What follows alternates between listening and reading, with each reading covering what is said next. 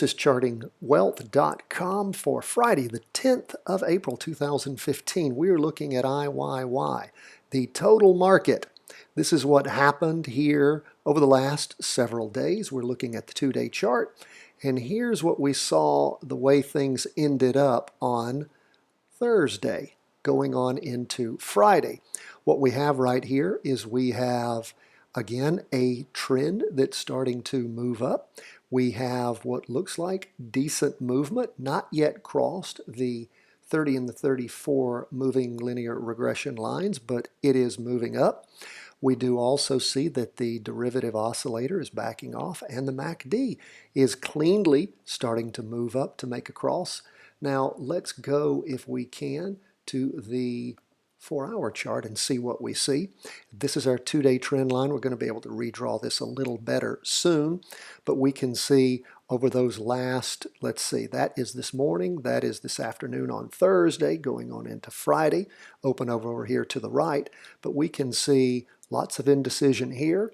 The market is either digesting these up moves or it's deciding which way to go, and it decides to start moving up. Now, we do have a cross right here coming over the MACD beginning on the 6th, and you can see this up movement jockeyed around here for a while and then continued on moving up. That is the total market. Now let's jump back to the two-day chart, and we will quickly go to SPY, which is the S&P 500, big companies, and we can see what's happening here. And in fact, you want to learn how to draw a trend line? Here you go. We're going to attach one here. We're going to attach another down here, and we're looking for a good trend to basically give us actually three candles connected. We just have two here, but it's just starting. And look, even closer here on the S&P. Now again, we were looking at first at the IYY, which is the total market. This is the S&P 500. SPY is the name of the ETF, the exchange traded fund. We see a crossover going on the oscillator, and it looks like the MACD is moving toward a crossover. Now, if we revert back to the 4-hour chart, we can see much more movement starting back on the morning of the 6th, going on into the 9th, and we can see that we've got a nice, again, movement up today. We have a taller wick than we do the candle, which of course the bears were able to push that wick down, but nonetheless, significant movement taking off, particularly in the afternoon, moving on into 4 p.m. Now, let's, at this point also, we're going to revert back. We're going to go look at my favorite chart, which is the Qs. And what do we see on the Qs? Well, we're on the two-day chart on the Qs. Again, we saw the Qs passing over, moving up a few days ago. This, again, is the two-day chart. We see the derivative oscillator moving back. We see what appears to be coming is a cross going up. Hasn't happened yet. We're not betting on that one yet. And if we go ahead, and we're going to go ahead and draw, again, our two-day trend line. All we can really connect, we can almost connect three here. Not really, though. So we're going to go ahead and just connect the two. And we've got an uptrend. Now let's back off to the 4-hour chart and see what we see.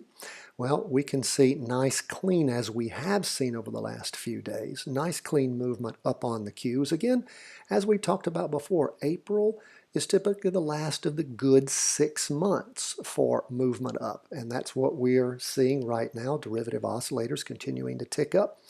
We saw the cross back between the afternoon, starting in the afternoon on the 6th of April, and we continue to see good up movement. So that is where we stand as far as the overall market, the S&P, and the Qs, which is the NASDAQ 100 technology stocks. Now lastly, as we always do, we're going to go ahead and back down to the two-day chart.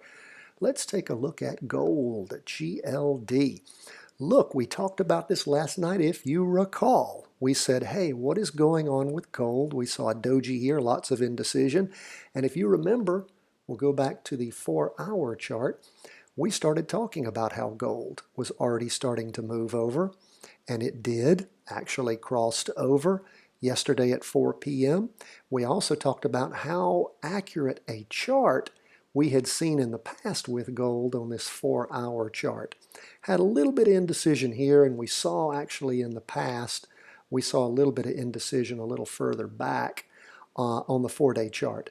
But what we see here appears to be gold not holding a higher high than, what was this, about 117, and it started to roll off. Now, how far will it roll? Will it stop where it did here and bounce back off, or will it go all the way down as we've seen it retrace all the way down to about 111? We'll just have to watch, but it does appear that gold has started to significantly roll over and is going down.